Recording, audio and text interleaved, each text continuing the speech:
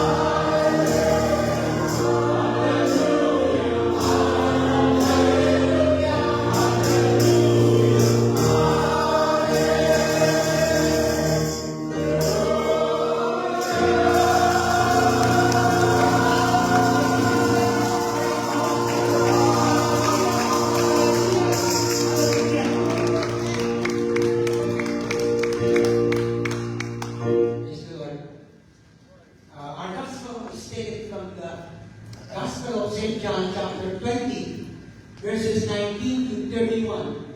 We are now on the second Sunday of Easter. And I shared with you, Sister Kimber, while we were sitting here, that we have three feasts today that we're celebrating.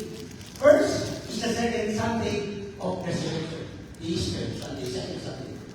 And also, tomorrow is the Sunday of Divine Mercy. And the third one is the 22nd year anniversary of the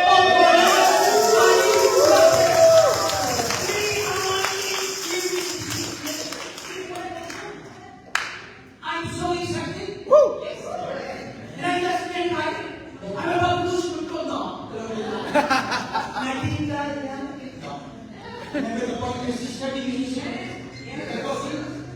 But if you dance to the Lord, Amen. you do it nicely. Amen. Because even if you are not a good dancer, the Lord will shape you to be a good dancer. If your voice is out too, continue to sing and pray. Sing and prayer. You will notice there will be a transformation of your voice. You will be able to sing nicely and willingly from the heart. Why? Singing from the heart, not from the lips, is pleasing, acceptable in the eyes and in the presence of the Holy Spirit. Amen. So, let us begin now. So, St. John chapter 20, verses 19 to 31. And I read this in New American Bible version. On the evening of that first day of the week, when the doors were locked, where the disciples were, for fear of the Jews, Jesus came and stood in their midst and said to them, "Peace be with you."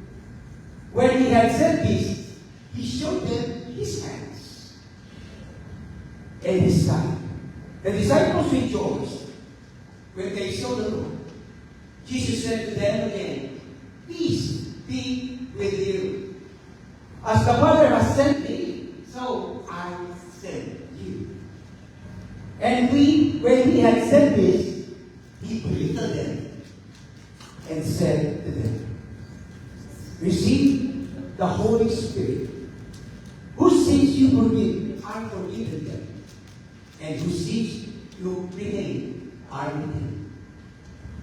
Thomas, called Didymus, one of the 12, was not with them when Jesus came. So the other disciples said to him, "We have seen the Lord." But he said to them, "Unless I see the mark of the nail in his hands, and put it on my hand into his side, I will not believe." Now a week later, his disciples were again inside, and Thomas was with them. Jesus came, although the doors were locked, and stood in their midst and said, "Peace be with you." Then he said to Thomas, "Put your finger here and see my hands, and bring your hand and put it into my side. And do not be unbelieving, but believe." Thomas answered and said to him, "My Lord and my God." Jesus said to him, "Have you come to believe because you have seen me? Blessed are those who have not seen and have believed." Now Jesus did many other signs in the presence of his disciples that are not written in this book. But these are written that you may come to believe that Jesus is the Messiah, the Son of God, and that through this belief you may have life in his name.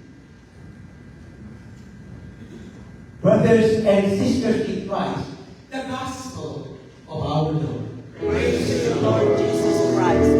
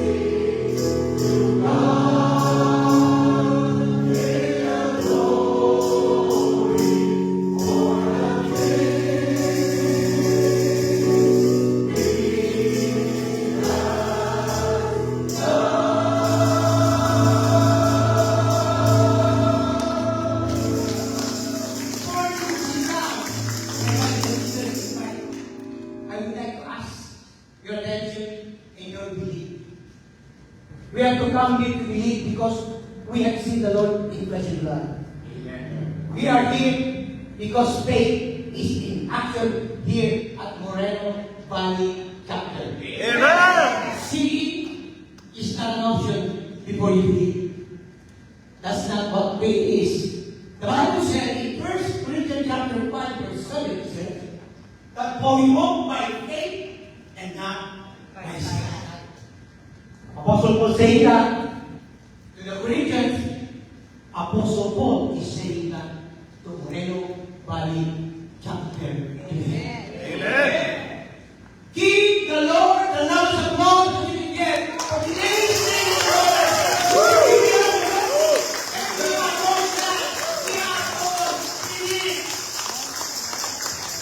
Jesus is all in for us.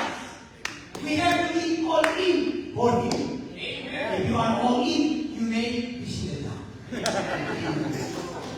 Praise the Lord. I'm so blessed because I was sharing in the back, trying not to make any noise with the disciples. Because I'm going to share with you. I was surprised. Father Navarro, nothing is about, right?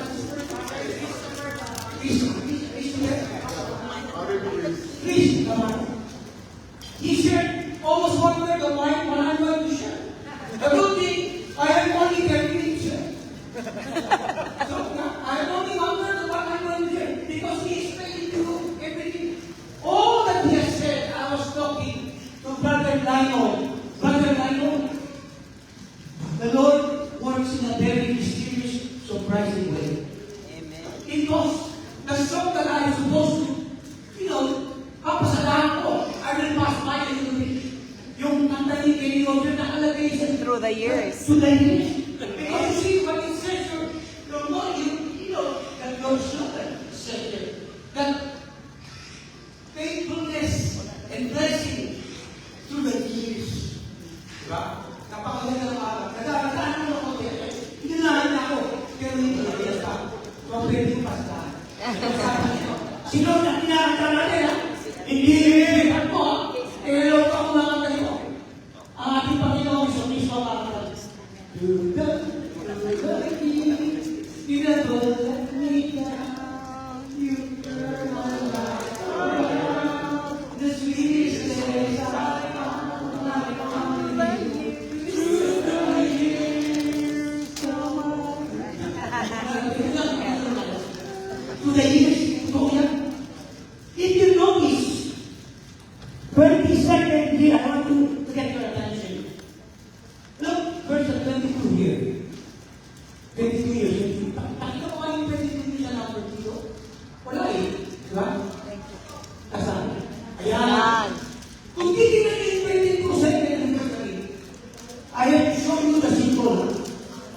But I'm not gonna ask my wife. It's supposed to be the part of my wife. Sister Kelly.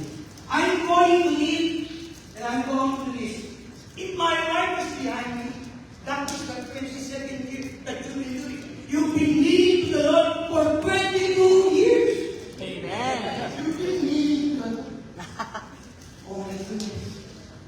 And that is a pleasing, acceptable sacrifice. It is not that easy for people to live. Sometimes it takes courage. It will take away your humbleness. You have to be humble. It is your arrogance. Your arrogance has to be taken apart. It has to be destroyed, dismantled. Kneeling to the Lord is a symbol of homage. When you kneel to the Lord, good things happen. Especially just after you kneel, you thank God for all the things that He's been doing in your life. Just like the last 22 years that you have endured in this place. I was so blessed every time I'm assigned for everybody. And all the chapters. It doesn't matter how far, how short the distance is.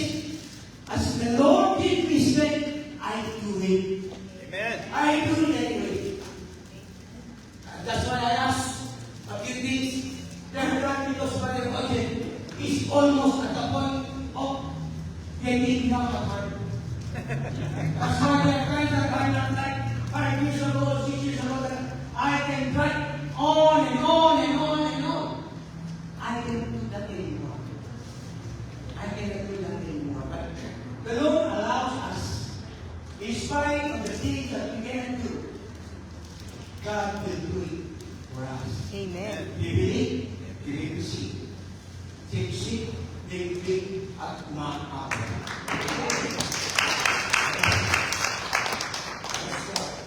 With this, and I ask the Lord, help me out.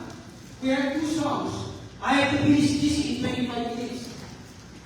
But the Lord speaks in a very special way. He will do it, I notice it. Many, many times, I was giving 30 minutes. The topic is supposed to be 45 to 55 minutes. But the Lord finished it for me. Because you know what? That is trusting the Lord. Believing without trusting is no belief at all. You have to trust God in all the predicaments and situations that we are in. Because God understands what we are in and what we need and the needs for us to be able to do the will of God, to be obedient to God. Okay. So, happy blessed 22nd year anniversary. You know, I really like God's faithfulness and God's blessing to the years. Thank God for 22nd year anniversary for the Bible chapter. Thank God for sending believers, worshipers, hearers, doers of the gospel of the Lord Jesus Christ. We continue to pray for God's guidance, God leading us and protecting us. Yahweh El Shaddai holds our life in His hands. Hinahawakan. Hawak tayo ni Yahweh El Shaddai. Matibay ang ating sandigan, mas matindi pa at mas matibay pa sa kabundukan. Hindi lang kasundaran ng bundok, mas malalag sa bundok ang ating sinasandigan na si Yahweh El Shaddai. Yahweh El Shaddai holds our life in His hands, never abandoning and forsaking us. Everyone and everywhere. Believing and trusting in His only begotten Son, the divine forgiver. We're believing and trusting His only begotten Son, granting our needs. We will always ask and acknowledge the ever-presence of the Holy Spirit to give us divine life along the way, to be with us all the days of our life. We pray that our beloved Mother will be very intercede for us during difficult and uncertain times in our journey to enter and receive the kingdom of heaven. Agreeing, believing with one another, our dreams, our needs, our wishes come true for the glory and honor of our Father, Yahweh.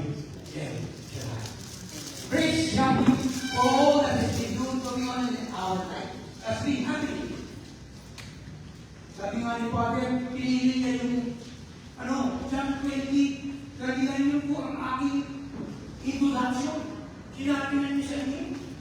Pero ito ay, ang question dito is, do you believe that you are blessed? Amen. Yes. Amen. Pwede mo sa aking pinagdasi doon.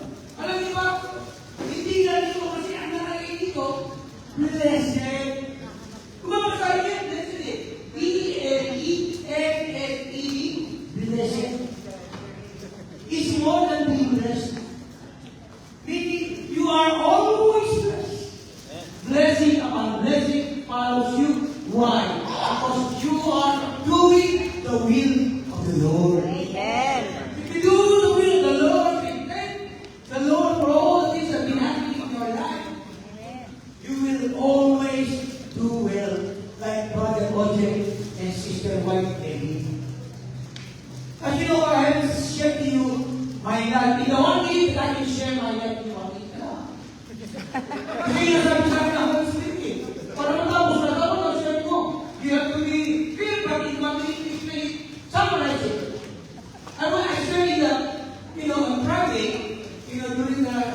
Sunday that Brother Odin is my crooks. Neutral. Laki sa layaw. Always going around. Why? Because I am a part of the ABS-CBN and North and Control in Balimbay Pasay. If you are from Pasay, you know all those Cloud9. Those are only Cloud9. Cloud9 is only temporary. The temptation said, you can do what you want to be. Cloud9, right? But I have that temptation. Yun is a repetition. You can be what you want. But those are only temporary. God can give you permanent agreement, contract, blessings, and anointing. Even Brother Roger is a beach gambler. I am a beach gambler in the business and even in the my name as my wife. But God is so sweet with me. He makes my wife to be an understanding, patient wife. That's the key, understanding. Be patient. Okay, if you have no patience, you might become one. God forbid, you don't want to be a patient. You want to be patient. You see, patient. You be patient. Going forward, tapos na yung people. Alam mo, Panginoon? Kasi pag hiling mo yan, gagawin ang Panginoon. Oh, ako, 21 minutes na lang ba? Pwede lang ako, Oscar. Lagyan na natin sa gina yun. Kasi meron ng dalawang minutes. Pagkat ka, baka mauna sa are you blessed? Yes. Let's all rise up and live that. Let us agree and believe we will see the song of blessing. And you are blessed. You should sing this nicely coming from the Lord.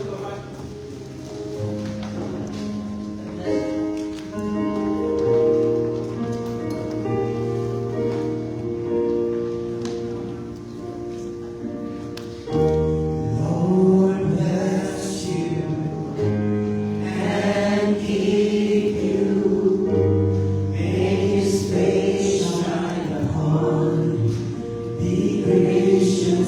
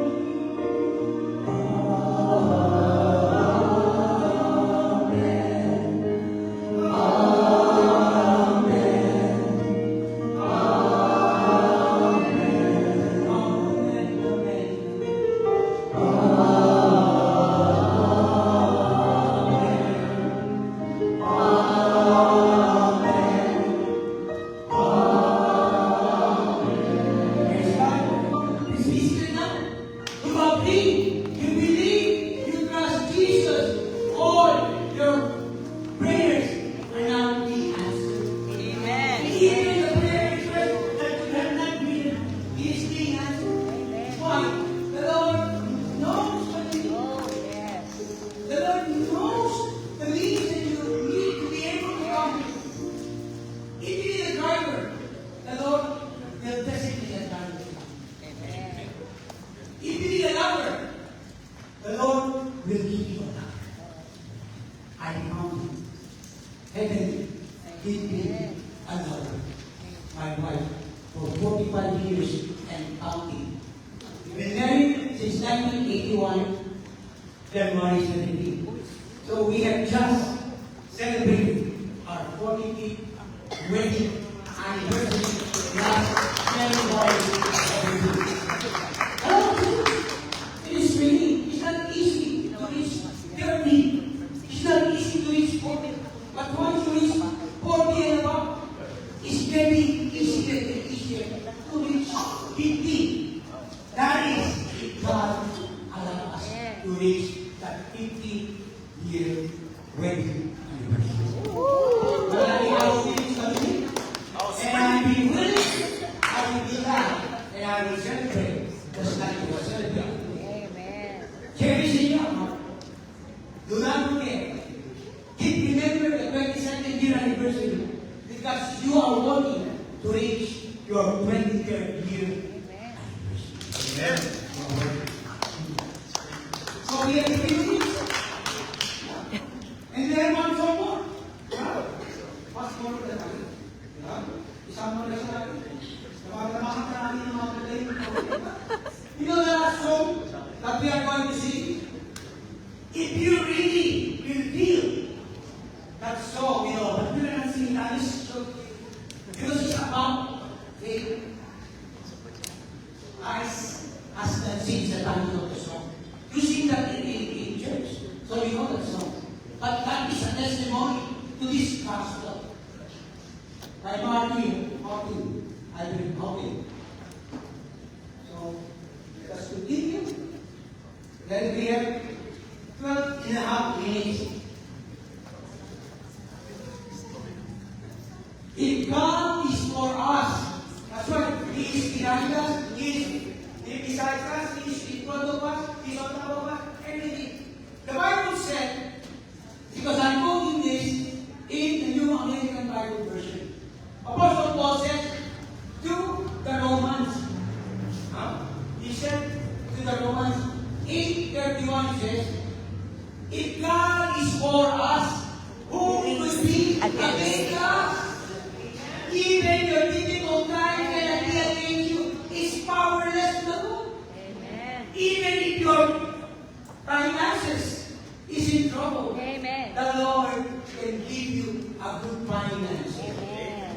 Because the Lord is the master.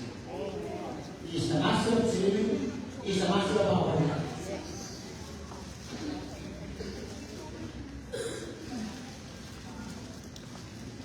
The ministry of reconciliation, which is the gospel, is also talking about the ministry of reconciliation and forgiveness. Jesus authorized them to forgive sins, leading directly to mission in restoring relationship between God and all people, inviting believers to believe without seeing. Blessed are those who have not seen and have believed, says in John 20:29. New creation, recreating disciples through the Holy Spirit to turn believers into mature followers. How do believers become mature? By imitating Jesus, His life, His teaching in the gospel. Christ's life is our goal.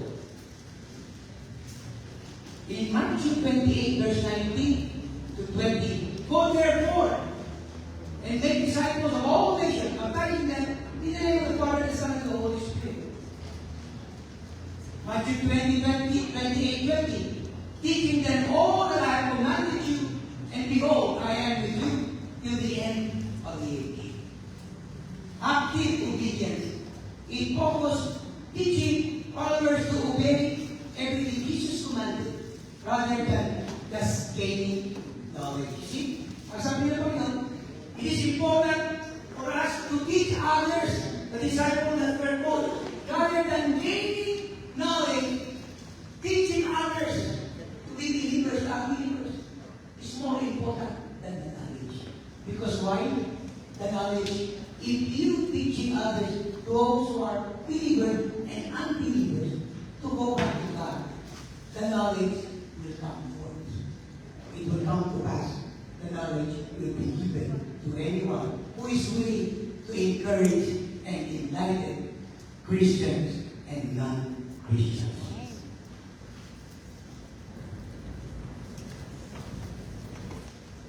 Look at what St. Paul said to Timothy. But the word of God is not changed. What you heard from me through many witnesses, entrust to faithful people who will have the ability to teach others as well. John 20:29 says, Jesus appeared to Thomas encounter with time with Jesus. We have to have a time with Jesus to overcome doubts. We have to have time with Jesus. It's like every Sunday that you attended, you have to come every Sunday in your best ability that you can come to overcome doubts para mawala ang pag-aalilangan sa ating isip at higit sa lahat ang pag-aalilangan sa ating puso.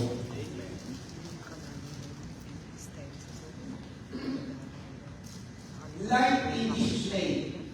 John 20:30. Jesus did many other signs that are not written in this book of the Gospel of John. But Jesus, in John 10:10, I came so that they may have life and have it more abundantly. Abundance in physical needs. Abundance in financial needs. Especially in spiritual needs. And in closing, you know, ang nagawa ng Holy Spirit. Pag-hiling mo gano'n. Hinihiling mo. How do we celebrate Divine Mercy Sunday? By attending Holy Mass, going to confession, receiving the Holy Communion, praying Divine Mercy, Chaplet of Divine Mercy, a devotion. Praying for the Pope Leo XIV, sincerely repenting of all our sins. Place complete trust in Jesus. Go to confession. Receive Holy Communion. Veneration of image of Divine Mercy. Deep religious respect to the most merciful Divine Mercy Jesus, our Savior. And finally, be merciful to others. The words in words and in deed. And offer prayers in their behalf. And finally, 1 Corinthians chapter 10, verse 13.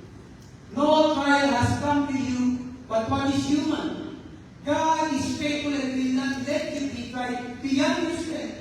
But with trial, He will also provide a way out, so that you may be able to bear it. In other words, to overcome. In your trust in Jesus, Christ the Lord, you are victorious rather than defeated. Jesus is the way. Jesus is the truth. Jesus is the light. To God be the glory, honor, and power. In the name of the Father, and the Son, and of the Holy Spirit. Amen. Let us, before we leave our prayer request and our closing prayer, let us sing the song, Eyes and the Sea.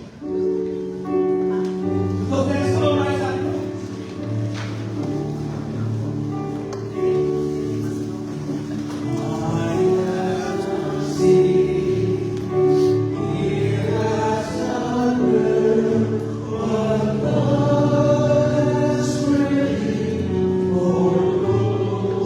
Through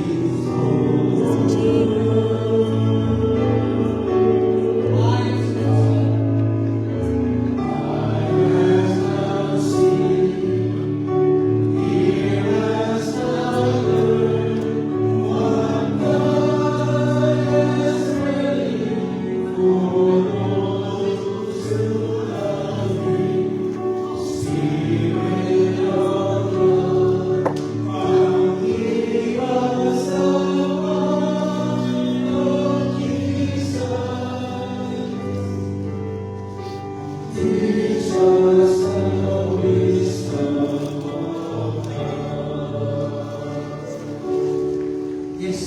we are here to be taught the wisdom of God. We are here to hear what God has in store for each and every one of us. In the name of the Father, the Son, and the Holy Spirit, amen. Dear God, you closely covenant God, we thank you for your Jesus as your divine revelation. The ever merciful Jesus, for your great glory and love. And as we lift our prayer requests out here, we thank you for all that you have done, for all that you have given in our lives. We are only giving you what you have given us.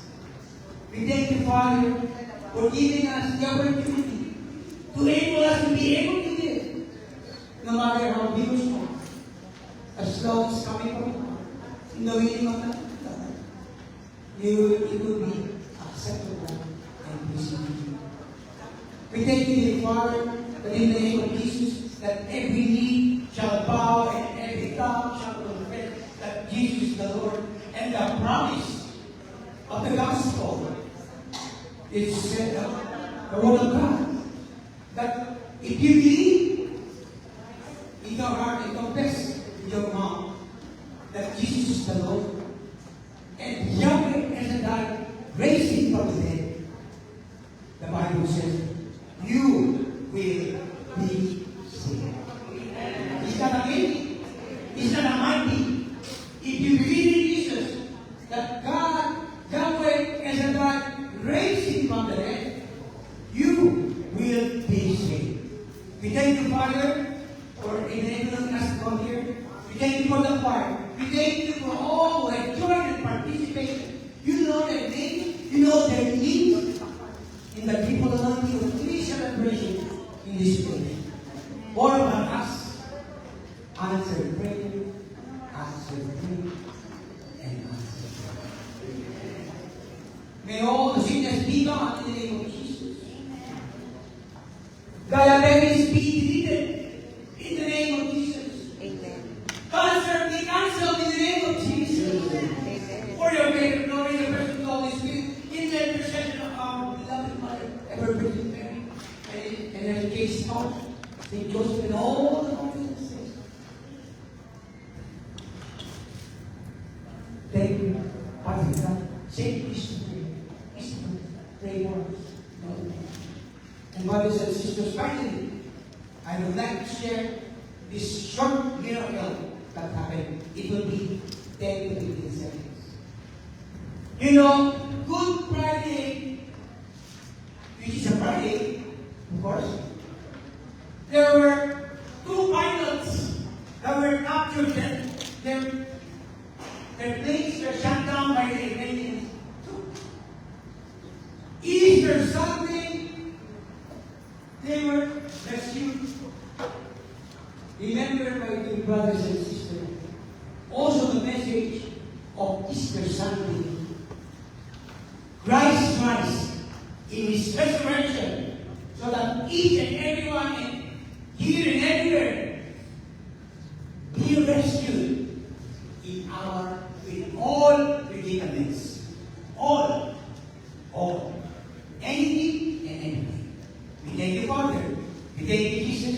We thank you, Holy Spirit. We thank you for all the elders, especially the Oriental sister, Lenny and beloved husband, Brother Ferry, Brother Press, Brother James, Brother Zainab, Sister Jean, thank you for your coaching, and Brother Olive for your pregnancy. Brother Pico, Brother Sagiri, of course, our beloved sister. And also, I lift up to you, Lord God, the aspired and inspired all disciples. In the name of the Father, and the Son, and the Holy Spirit. Amen. Give thanks.